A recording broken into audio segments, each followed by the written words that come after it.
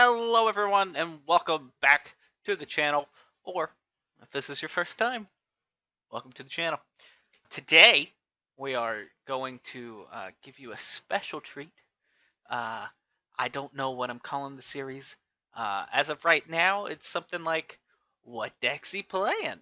And this deck is what I'm playing. Uh, the deck I have named My Sacrifice. Uh, So what this deck wants to do is mostly sacrifice our own stuff to gain profit. Step 1, sacrifice our stuff. Step 2, step 3, profit. There are a few ways to sacrifice our own stuff to start getting the value. Probably one of the better options is Pitiless Pontiff. Pontiff? Pontiff. Why am I trying to put a T at the end of that? Oh, because there's a T in the middle. Maybe I'm dyslexic. I don't know. I haven't been, I don't know. But for one generic mana, we can sacrifice another one of our creatures, and Pitiless Pontiff gains Death Touch and Indestructible. So a good thing is it kind of keeps aggressive players back because they don't want to attack in because we'll just sack one of our things. Pontiff will get Death Touch and Indestructible, so it'll kill whatever they get, and she'll stay. And then we'll also get the value for sacrificing our own thing. Another way to sacrifice to kill another creature is Severed Strands, which for 2 mana and sacrificing one of our creatures, we get to kill one of their creatures, and then it's kind of irrelevant, but it can help in aggro. We gain life equal to our creature that we sacrifice toughness. Most of our toughness in this deck is 2. We have 2 guys here that break that rule, but 1 or 2 is, so that's kind of irrelevant, but it can help. Playcrafter, we sacrifice one of our stuff, they sacrifice one of their stuff. That way, we get rid of something on their battlefield, and we get to choose one of our things that we may want to sacrifice. And then Liliana, kind of our big bomb, kind of what we're ramping up to, possibly. Whenever one of our creatures dies, draw a card. We get to make boys to sacrifice. Her -4 is each player sacrifices 2 creatures. Usually, that's great for us and not so great for our opponent. And you're probably not going to -9 her, but if you do, they only get 1 of each type of permanent, which is real good. 1 land, 1 creature, 1 whatever, 1 whatever. Usually, if it gets to that point, they'll scoop. Usually, once you make them sacrifice their stuff, they'll scoop. But that's not always the case. So, some things that we may want to sacrifice are some Doom Dissenters, which just make a boy when he dies. So he's a 1/1, but when he dies, we make a 2/2. Same thing with Deathbloom Ballad. He's a 3/2. When he dies, we get a 1/1. Not as great, but cool. Some ways to profit off of those would be Cruel Celebrant. Whenever she or another creature or planeswalker we have dies, we drain.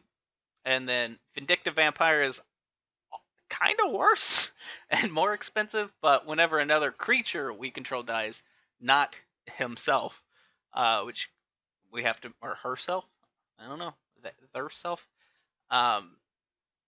it drains. Now, the signature card for this deck is Teysa Karlov herself, legendary creature. She, whenever something dies, it gets triggered twice when she's on the battlefield, and he makes a token, he makes a token, she makes a token. So the creature tokens we have Vigilance and Lifelink is kind of irrelevant, but it does actually come up sometimes, especially if we can land her on an empty board and just start making a whole bunch of zombos. And then we have 3 removal spells. Well, I count Playcrafter as a removal also because he makes them sacrifice, but they get to pick, which is kind of rough sometimes, especially if they have a big board. Vraska's Contempt exiles target creature or planeswalker. We gain 2 life, so it's really good. One of our other bombs, excluding Liliana, is Rising Populace.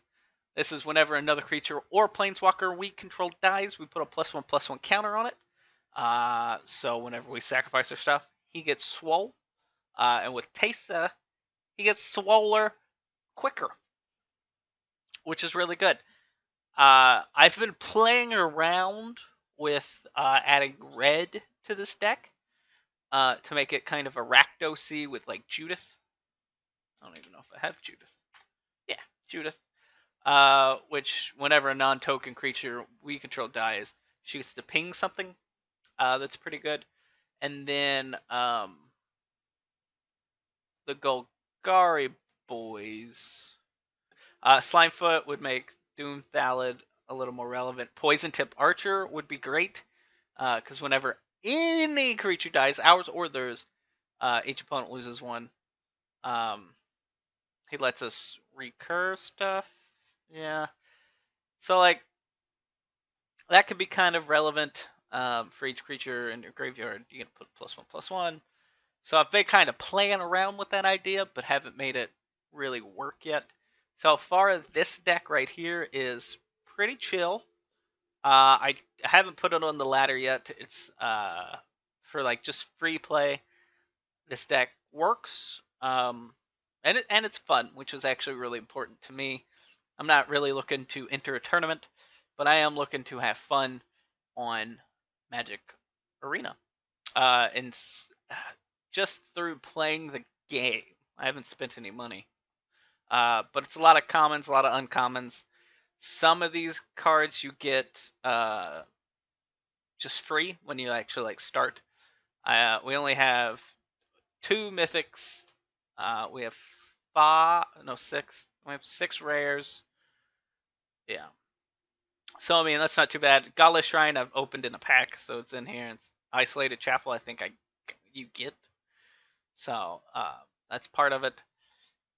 So if you're looking for like a somewhat competitive deck, I think this one's really good. I do not have a sideboard for it yet. But if you guys have any suggestions on how to update the deck and keep it chill, I do not have any comments on commons, rares, or mythics because I spin them now. But I am looking forward to what you guys would do with this deck, and there'll be some gameplay coming out soon. Thank you very much.